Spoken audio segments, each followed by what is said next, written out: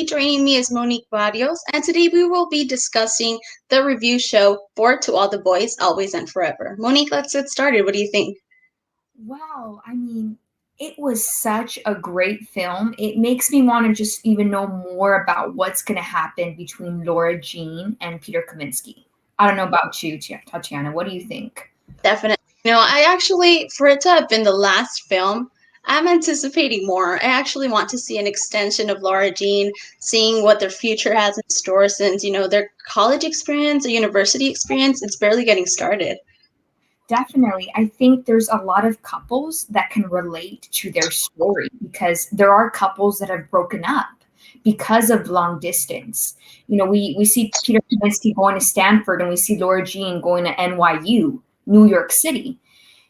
And they had originally planned to go to Stanford together. And because Laura Jean is rejected, she gets accepted to other colleges, which is great for her. But she worries about her relationship with Peter, and I think that a lot of couples can relate to their story.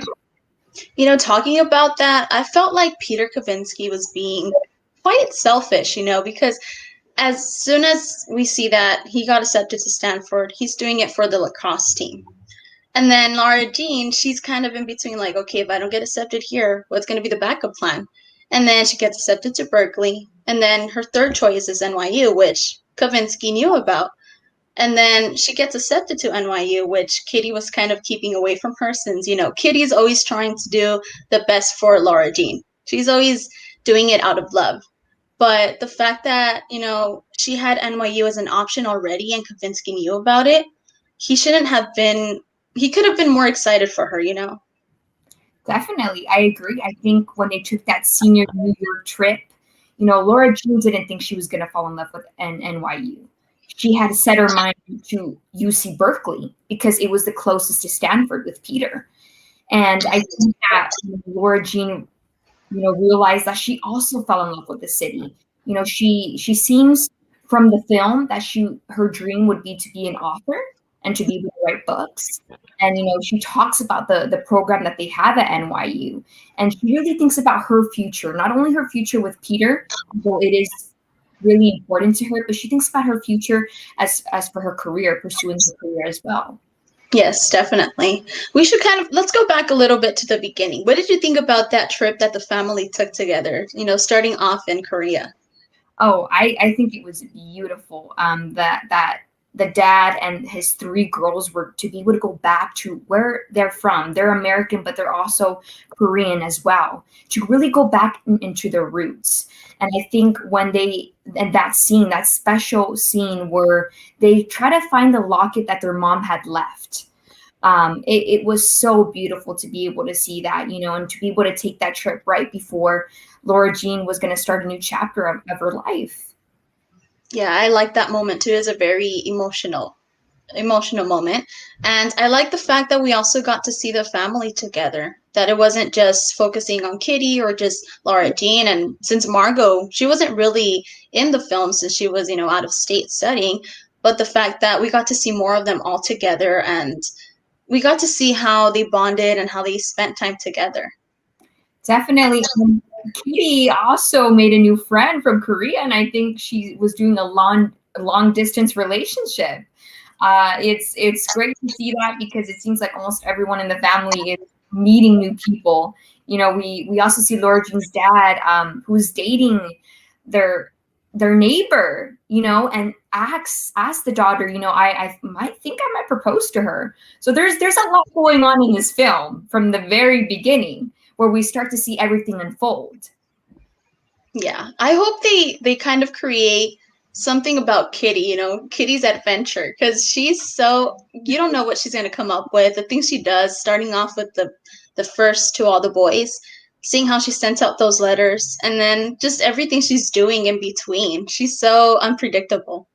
Definitely. I think at that age, just being able to do that stuff, where it all started with love letters and sending out those love letters, and we see that Lara Jean and Peter Kaminsky are still in love with each other. And I see that Lara Jean hasn't really had another boyfriend besides Peter Kaminsky. So she's in love. It's her first love. and it's beautiful to see that, Peter feels the same way, but what comes between them is that long distance, and it's just something that throughout the film it continues to unfold. To first she gets accepted to one college, and then we see another college accepting her, but we also see that her father does propose, and that they are preparing for a wedding as well. Yes, I like that part too. It was so unexpected the way that Peter leaves and then you see the proposal. It's very cute. But I wanted to talk about, Peter, the fact that he knew that she was going to be accepted to these other schools, and at first he's like with mixed emotions, because first he started off as like, okay, we're going to work something out. You got accepted to Berkeley. We can meet up in the weekends. He was looking at the bright side. And then it's like NYU comes in and he's still like positive about it, like, okay, something will work out, like he's happy for her. But then the fact that out of nowhere he kind of seems off and distant from Lara Jean. What did you think about that? Definitely. I think also when Lara Jean sees he wins prom king, and she already feels like when he's so busy with his friends and with other people, she already misses him. And we do see that Peter feels like, well, I wonder if this is going to work out or not, because if we're really going to be that far away from each other, it's like he breaks up with her. He breaks up with her that prom night, that is, prom is memorable. It's a night that you're supposed to remember, that you'll cherish for the rest of your life. And it's kind of like where it keeps the audience going, are they going to last together? Or are they going to work things out like they have before? So we kind of see that, Peter doesn't know what to expect from Lara Jean. Yeah, that's very true. And it's funny you mentioned that too, because throughout the film, if you really pay attention, they're really being tested all throughout since the beginning. You see their trip, they're in a long distance relationship technically. And then, they're separated in that trip that they have to New York, going different routes and to different campus tours. There were so many tests that they were put into, and then aside from that, the prom. It's just like, how couldn't they have, caught on to that and seeing, okay, we can still keep in contact, something can be worked out. But I kind of wish that I felt like this film was kind of all over the place, since there was a lot of traveling. Definitely. And I felt like that kind of shortened like the scenes, and some scenes were like too quick, and I kind of wanted to see more. And then aside from that, I don't know, I felt like more could have happened between Lara Jean. Like there were some scenes that weren't really necessary, and they kind of took away like more of them. I don't know. What do you think? I agree. And that's why after the movie had ended, I just wanted to see more. I felt like I was still missing something. Like everything happened so quickly, which, where Lara Jean had been worried so much, ending her senior year, being away from her boyfriend. So I do agree. I really wanted to get to know more about, Lara Jean, and just Peter, and just really, capture more moments of them together, in enjoying their last year of high school before they start this new chapter of their life. I completely agree. I wanted to see more of just all of the characters, all of the cast that are there, for the film, and just kind of get more into their lives as well.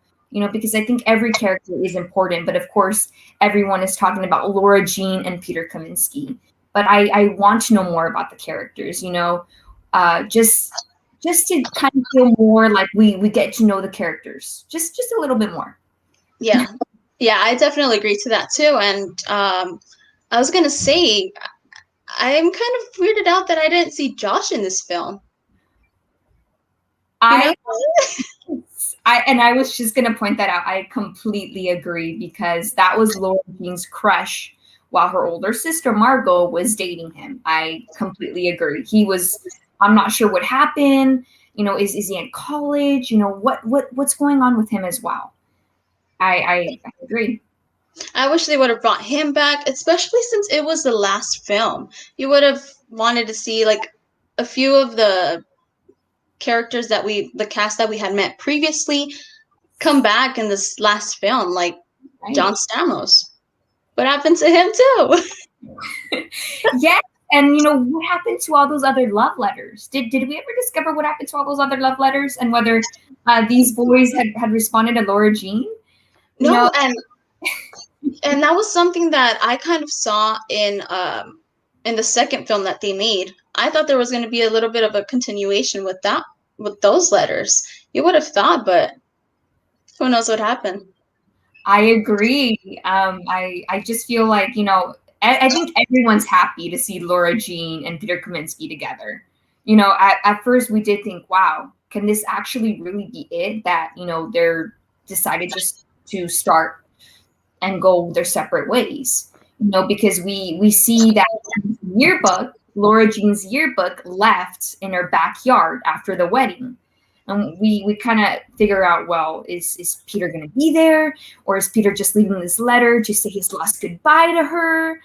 Like, what's going on here?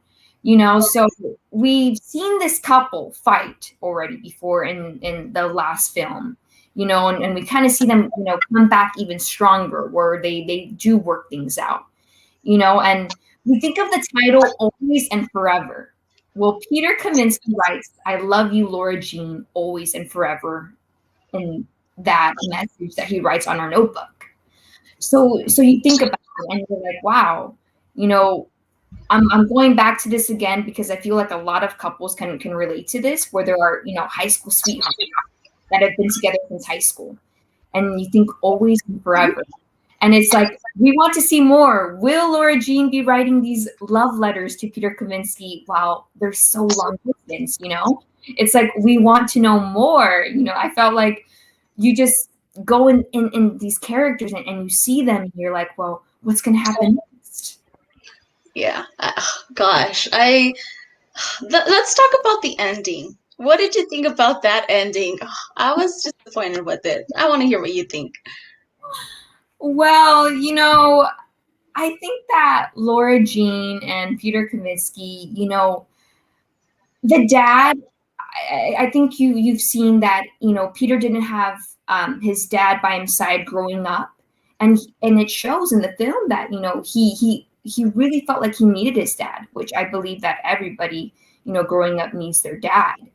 And when he decides to meet up with his dad that day after prom, his dad really says, if you really love someone, you'll do anything for them. And I think that also sparked him saying, well, really thinking about his relationship with Lara Jean. And, I think that what we see here is when Lara Jean is unpacking and she's there now in New York City, I do really like that she says, one thing that 3,000 miles is good for is writing love letters. So it kind of goes back to where it started from love letters, and now we're going back to love letters, where it's now a long distance relationship where you can't see the person every day, and it's hard. You think that, okay, Lara Jean was going to go to UC Berkeley because she couldn't go to Stanford. And maybe they could have still met each other, what we had said, but I think it just wanted me to keep wanting to watch more. What's going to happen next? What happened with Kitty? What happened with Margot? What's going on with them as well? Again, wanting to know more about the characters, the other characters within the cast. Yeah, and I wish they kind of included also in the ending. I didn't like that ending, the way you mentioned it too about the letters. They could have done like at least a fast forward a few years, maybe to see how they were doing, what these letters were looking like. I don't know, something, but yeah, that's all we got. Yeah, I completely agree. It's like where it's like, wait, this is all? Yeah. Is it always, like, are they going to be together 4 years after? Like, it just, I felt like I needed that. Mm-hmm. Yeah. everybody felt like they needed something, to see that they were writing these love letters, that they were going to continue their relationship strong no matter how long distance they were from NYU to Stanford. Like we just needed to see that, this is happening. And it wasn't just that they were just starting in college, and that's their plan of writing love letters. So I agree. I felt like I just needed to see something more. Well, everyone, this is our review to All the Boys, Always and Forever. Monique, share with us where we can find you on social media. Well, you can find me at Monique Barrios, and make sure to follow us at MUSE TV. And thank you guys so much for watching. And don't forget to follow me at Tati Ziolani. Stay tuned for more shows and more reviews. Bye.